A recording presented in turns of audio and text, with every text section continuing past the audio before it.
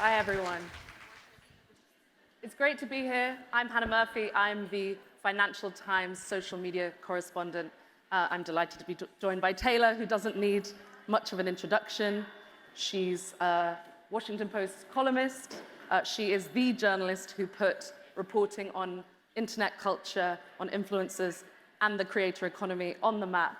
And she recently released her book, extremely online, The Untold Story of Fame, Power, and Influence on the Internet. Have I got that right? Fame, influence, and power on the Fame, influence, and power on the internet. Taylor, how's the reception been so far? Is it what you expected? Yeah, it's been great. So throughout the book, you chart the grassroots growth of the creator economy through the tales of all these different characters and groups who found followings and virality of their own accord in the earliest days of the internet. Across all of these individuals, these groups, did you see commonalities? What are the common characteristics of those early creators? Yeah, well, I think it's changed a little bit. As anybody that has probably worked in this industry knows, I think originally there wasn't as much money in the space. And so you had a lot of people that sort of like I talk about the rise of mommy bloggers in my book, but it was these people that were sort of getting into the industry mostly for like self-expression and kind of because they were shut out of traditional media. I think now it's a much more aspirational job. And so you have a lot of people sort of aspiring to be in the industry, whereas, yeah.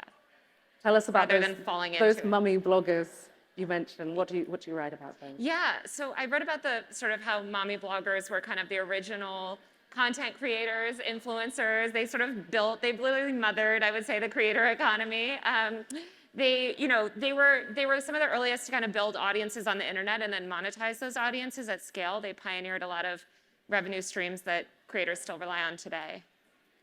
And how are those early creators different from the creators today? You kind of mentioned then, is there more opportunism now? You know, where there's money, does that mean that comes at the expense of creativity? Yeah, I think now, again, you mentioned it's way more commercialized. And so people are going in looking at it as a business. A lot of those early bloggers, they kind of did it as this outlet.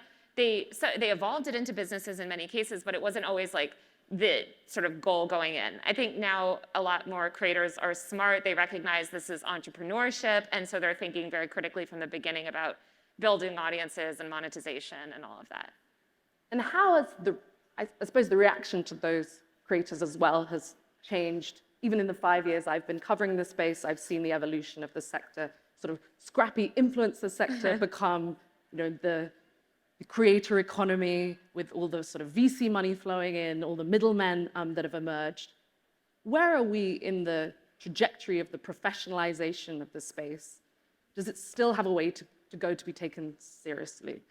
Yeah, it's so funny. I was having this conversation with my editor this morning because we were deciding whether you could use the term creator or content creator in a headline. And I think actually at this point you don't have to describe, I think people understand what a content creator is. They might not totally understand. I think people still associate content creators very heavily with sponsored content. They don't totally understand actually there's many different revenue pathways, to be a successful creator. But I do think that we're still somewhat at the beginning of the industry. It's only been around for, as I argue in my book, like maybe two decades-ish, maybe 25 years longest. But the money has really only started to come in the past decade. So, that's still pretty early days, I would think. And how do you see it evolving from here? What will kind of help it become more professional, if you will, beyond more money flowing in? Yeah, well, I think it's not just more money flowing in, but more like systems in place. Obviously, the technology has, altered this landscape so much. So you see the rise of like AI tools and, just more kind of products and systems to meet people's business needs. And you describe the hubris, perhaps, of founders at Meta, at Snap, supposed geniuses who ignored and overlooked the space and then later raced to kind of capitalize on it. Why do you think that was? Yeah, I think Silicon Valley has always been very, very slow. Like a certain part of Silicon Valley, specifically the founders of a lot of these tech companies, they were always sort of slow to recognize the power of content creators. They're also a little bit in tension with it. I talk about this in my book, but Instagram, their business is selling ads. And so they sort of looked at creators, although they created sponsored content by banning ads actually on Instagram initially. I think they birthed a huge sponsored content industry, but they kind of look at creators as not like nuisances, but there's always going to be a sort of tension between what the creators want and what the platform wants. And I think platforms like YouTube have aligned a lot of those incentives by their sort of like revenue sharing model, but there's more tension in those other platforms. Also, the founders don't like the power that a lot of content creators have on the app. Like, I write a lot about Vine and kind of what killed Vine, and it was the founders were like openly antagonizing the biggest creators on the app, and were being so hostile to them to the point that many of them just left for YouTube, became some of the biggest YouTubers ever, and the app never really recovered. So I think, So they were threatened by them? They weren't using the app in the way that the founders intended. And the founders wanted Vine to be this like, it was not the way that people were using Vine. It was like sharing daily moments of life or sharing like they didn't like the like comedy aspect of a lot of the content that was going viral. And so, I think that was a cautionary tale. I think Instagram and other platforms are too big. The creators could never get that kind of, and Vine was not an algorithmic feed. And so it allowed for manipulation by this top group of creators. But I do think that there's always going to be tension between creators and platforms.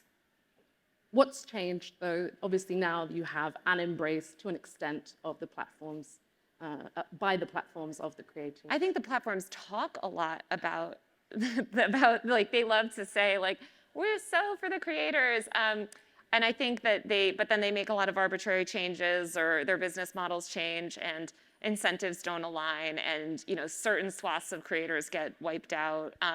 So I think the platforms are always going to do what they need to do to maximize engagement. Sometimes creators are very useful for them because they obviously help maximize that engagement by generating engaging content. But fundamentally, the platform's going to look out for itself just the way that fundamentally a content creator is going to look out for themselves. They're not going to be 100% loyal to Instagram. Like, if YouTube gives them a really great deal and can offer them everything that they want, they will leverage that platform as well. In the balance of power, though, is it the platforms who hold that? Because sort of sounds like creators are at the whim, as you say, groups being wiped out. Yeah, I think overall the platforms have become kind of gatekeepers. They do have an enormous amount of power over these people's livelihoods. I do think, though, that you're seeing, especially in the past few years, this trend of direct monetization, people just not relying on ad revenue from these platforms, but more like building a direct relationship with their audience through Patreon, Substack, podcasting, like just other ways that are not merch. Yeah, merch. What do you think are the sort of main takeaways from your book for platforms that they should take away if they were listening? The platforms, reading the tale. Good question. I've heard from a lot of interesting like investors and I'm sure you guys remember in 2021 when they were all like, wait a minute, creator economy, like we're going to invest in all these silly things. Like, I think a lot of them have realized that they were not early to discovering this, and there were a lot of platforms that were already sort of developed. And so it's been interesting, I think, like some VCs have been very humbled by that experience. Others are just kind of have written it off.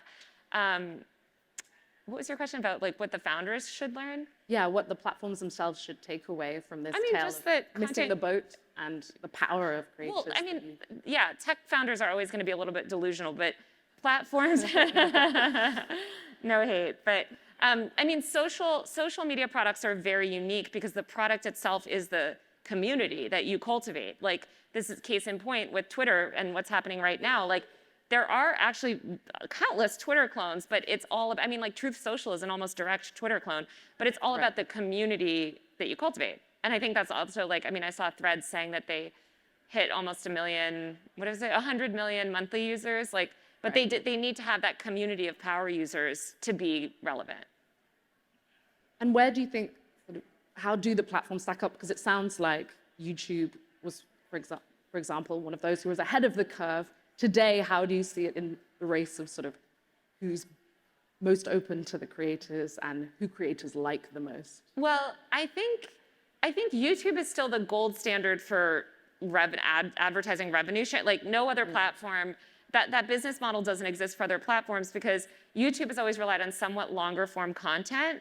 And so you can sell like pre-roll, mid-roll, like there's an advertising structure that's been enabled. I don't think anybody has successfully cracked the correct sort of revenue or monetization structure for short form content. That's why you see like these creator funds, and it's just not as good as YouTube. I would say if YouTube is the gold standard for monetization, TikTok is definitely the best for audience growth and discovery. I think TikTok's discovery mechanisms are just superior to pretty much every app, but it completely depends on the content creator. Some content creators thrive on Instagram or Twitch or whatever, you know, like Right. it depends on your business and your audience and who you're trying to reach. Taking it in a little different direction now, you write in the book a lot about the plight of women and minorities around harassment and abuse online from the very beginning. Today, on the one hand, we have sort of more awareness. We have platforms like Meta who are trying to tackle this, or at least saying they are, and then you have Elon Musk and X taking it in a very different direction. You yourself have suffered. Do you think today it's better or worse for women and minorities versus the earlier days of the internet that you write about? Because it sounded pretty harrowing back then as well. Yeah, I mean, the early days of the internet, so I feel like I'm not facing this side of the room at all, I'm so sorry.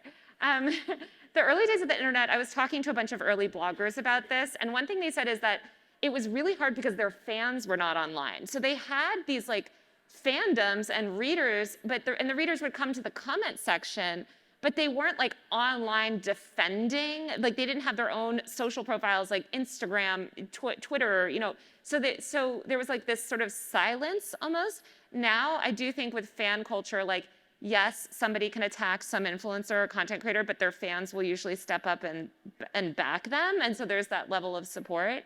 But I don't know, I mean, harassment is horrible. I mean, sometimes I read those like snark subreddits and they're vicious. Like I think it's really emotionally difficult for creators to deal with. But now with sort of social, it becomes more tribal. I think it becomes more like about fandoms, and some people are lucky enough to have this fandom that basically does the defending for them. Makes sense. You yourself, I would say, are extremely online, often employing the tips and the tricks that you write about. How have you approached building your own brand as a journalist, as a public figure? Yeah, I mean, I think journalists have always been public figures. Obviously, people like Barbara Walters, Anderson Cooper, Woodward and Bernstein, they've always been these names. And I think I've always just sort of leaned really hard into the internet. I don't rely on like cable news necessarily, or these other things that I think more traditional journalists would use to build their brand. I just create a lot of content, which I've always created. I started as a content creator and worked in social media marketing for most of my career. So I think I just brought a lot of that energy to journalism. I think a lot of journalists aren't interactive with their audience. Like they kind of go off and then they come down and they say, okay, here's the news or here's what I think, but they actually don't talk to people, and there's not that two-way street. So I like to be very open about the things I'm writing about. I love feedback. I love hearing from people. And I try to like build my stories in tandem with my audience, because a lot of my audience is experts and knows more than me about things that I'm writing about. What have you personally learned from building your own brand in that way? It's so much work. I mean, I think I just have like every single time I make a TikTok, I have a renewed, empathy for the people that I cover. I think there's a lot of people that cover this industry or got into covering it recently that don't actually understand the amount of work that it takes. They really, I mean, literally just recently I was in a room with a bunch of journalists where they were still like, oh, content creators, they just take selfies all day, or they, and it's just such a misunderstanding of the labor that goes into it. So I think being online myself, it makes my stories better because I understand the challenges, I think. Do you think that other journalists should sort of follow your lead? Is that the future of journalism? It totally depends on the journalist. I mean, I was having this conversation recently because a friend of mine does like police investigations for the New York Times and is like, oh, should I do TikTok? And I'm like, honestly, I don't know that it would help you that much. Like, because his work relies a lot on actually people not knowing who he is, So I think it totally depends. For somebody like me, I have a very commercial beat. My beat is very like pop culture, like it's a public-facing beat. It's not a B2B beat. If you're doing B2B reporting, then you don't have to be as public. You more have to cultivate. I mean, still it's helpful to cultivate an audience, right? Like, I mean, Amanda Pirelli, like what she's done on LinkedIn, like she posts, I think it's helped her cultivate this audience of business leaders. Like, it depends, but yeah. Did you think of putting more of your personal journey, whether that be kind of brand building or the sort of harassment and abuse side of things, into your book? No, I would never do that. Why not? Because I don't, it's so funny with some of the reviews, people were like angry that like I wasn't in my book. And I totally get that because I think people bond with you. And so they're like, well, why didn't she talk about herself? But I don't ever talk about myself in my reporting. It's not that interesting. It really isn't. Like, and also I wanted the reader to put like, my favorite comments have been like, oh my God, I remember that time at MySpace, or oh my God, I've heard from so many people that like worked in that early like MCN era. And like, I want the reader to take away, and I want to remain neutral as well. Because I have a lot of thoughts about things, and I don't just want to put my thoughts. I want people to like read this history, understand the history, and then draw their own conclusions. So what did get left on the cutting room floor? What did you want to put into the book that didn't quite make it in? So much. I mean, the book was twice as long when I originally turned it in. But there was, I interviewed Ingrid Nielsen. Do you guys remember her? She was this like OG beauty vlogger, and she's since quit the internet. Her story is crazy. She made one of the first viral coming out YouTube videos, and she talked so much about just the beauty industry, and it was so interesting. And her story got kind of cut from my book because of the timeline, and also I had so many stories of like, look at what the internet did to this woman, that like, I think the editor was like, okay, it's getting too much. But yeah, I wish I could have included a lot more about the beauty industry, because the beauty industry was very early in some ways, or like, it was an early example of creators sort of disrupting a little economy, and then the industry sort of coming to embrace it eventually. And it was just interesting. You could write a whole book on just like the beauty industry and the content creator world, because it's fascinating. And beauty YouTube is wild. Beauty, anything else? I also had a bunch about Reddit in there originally. And then ultimately it was cut because Reddit, it was more about the interplay between Reddit and creators in these communities, especially like these snark communities. I mentioned like Gomi and things like that in my book, and like anti-fandom, but I originally had a lot more about that. So what are the new subcultures that you're seeing emerging, the new sort of trends today in the creator space? Well, I'm very interested in gaming. I think there's a lot of interesting social stuff happening with gaming. I cover Twitch a little bit, but it's definitely, I would say, a bit of a blind spot for me. I don't spend as much time covering it, and I do think that there's a lot of interesting stuff happening in the live streaming space. I think everyone saw the NPC TikTok trend of those like interactive TikToks. I think that like live streaming is just a place where there's going to be increased innovation. And in gaming, what in particular are you seeing? I think just like the social layer to it is interesting to me. I just made a video yesterday about the pro-Palestine protest in Roblox, and how people are using these spaces, like especially for children. I think that these gaming spaces are like where they socialize a lot. And so it's just kind of, I don't know, it's a space that I want to cover more. Nathan Grayson, who's one of the best reporters ever, unfortunately he left Washington Post recently, but he's like a great internet culture reporter and gaming reporter. And anyway, I'm always jealous of his stories. I'm always like, I should have discovered that one. How are you thinking, if at all, about the metaverse and social? I mean, I guess that goes back. The metaverse is such a buzzword, and I'm so glad that we're kind of at the end of it. Although Meta changed their whole name to it. We're stuck with it now. Yeah. But again, I think it's going to look a lot more like, something like Roblox than whatever VR meeting software they wanted us to use last year, which no one wants to use. That makes sense. Are you seeing any breakout social media stars on some of the platforms that have tried to take the space that X or Twitter had, like Blue Sky or other Threadfluencers? Oh yeah, I mean, I'm on Threads, I'm on Blue Sky.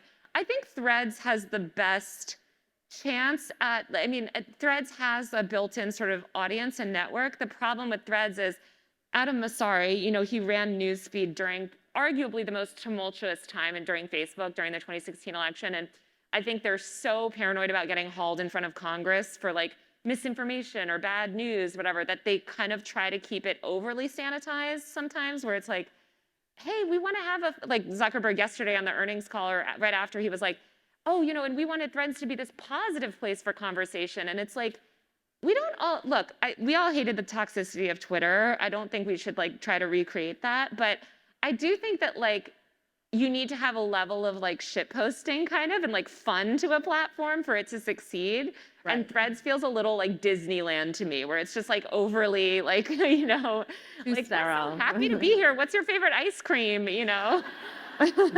So yeah. And Blue Sky's fun, but it's like it's invite only still. You can't even share videos yet. I don't know. Do you think X survives? I think Twitter, X, whatever you want to call it, will be carried through because the political people are so addicted to it. I think it'll be carried through 2024, like the election for sure. And it might remain a place for like political discussion, but I don't think it survives long term. It's a terrible user experience. He's degraded the user experience in almost every meaningful way. I don't know what, and why would you be on there? It's so, and it's toxic. And everyone that's the most toxic has a blue check now. So it's like, bizarre. Do you see, you mentioned the election, do you see creators being involved in 2024? How do you? Oh, absolutely. I think, I mean, look at Vivek Ramaswamy already TikToking with Jake Paul. I think content creators have played a role in politics for a while now, especially with Trump. I mean, Trump brought content creators into his like campaign very early on, and obviously had that social media summit. Like he kind of courted a lot of extreme YouTubers, and that definitely helped his base. I think, I mean, the Biden administration has been doing more and more with content creators. I think they're seeking to kind of leverage young people. We'll see how effective it is. I feel like they're always a little boomer about it, but I mean, Christian Tom from the White House actually spoke at VidCon Baltimore. And he said President Biden is one of the biggest content creators on the internet, which I thought was hilarious. But, you know, I think content creators are the new media. And if you consider them the new media industry, then of course they're going to have, you know, an effect on our political system. What are the risks of some of those campaign meets creators? I mean, the risk is just basically that people will promote misinformation or support candidates for money. I really don't think that's a big problem. Like, there's always this theory that like, oh, you know, you can just pay content creators to say anything. That's not true. Like, it's just most of them value their audience a lot, and they're not just going to sell out for like a random brand campaign. Like, if they didn't support Biden or whoever to begin with, they're not going to support him because you pay them $2,000 for a TikTok or something. You know, they probably wouldn't pay them at all. So. Yeah. This is more a question probably for me, but what would you like to see from coverage of the creator space going forward? What does good journalism look like? Yeah, I think there's a focus on drama around, like the narrative around content creators is very focused on, look at this bad behavior of this one person, and isn't that terrible? And that's what this industry is. And there's actually a lot of smart entrepreneurs. There's a lot of interesting like business stories here, and also cultural stories. Like, these are really influential people, and I do think that because it's dominated by women, it does get a lot of like, the women creators get a little bit sidelined. It's a lot about like, oh, David Dobrik, Mr. Beast, David Dobrik, Mr. Beast, you know. And so yeah, I'd love to see coverage of smaller creators, like smaller up and coming people, and less stories about the, I don't know, the drama of it all. I keep seeing a lot of think pieces about sort of the internet is over, it's boring, it's not what it used to be, it's dumb and done. Do you agree? No, I don't think the internet's done. Like, no.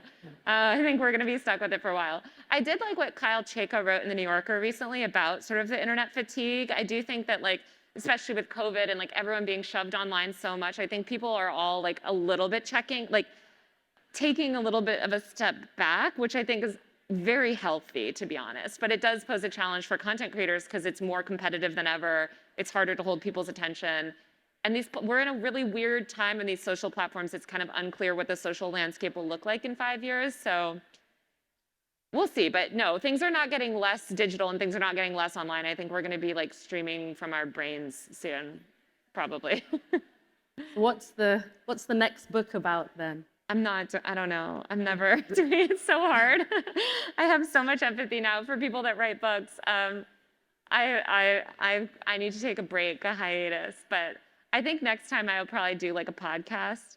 I think because more people want to listen to the audiobook, I've realized. And I was kind of talking to people about why that is. Like, And it's because, and I'm an audiobook person too, but it's really made me think about how people prefer to consume information. And I do think that a lot more people prefer sort of like audio storytelling to reading a physical book, which makes me sad. The physical book is great for your Zoom background. I say buy it for that, if nothing else. But yeah, we'll see.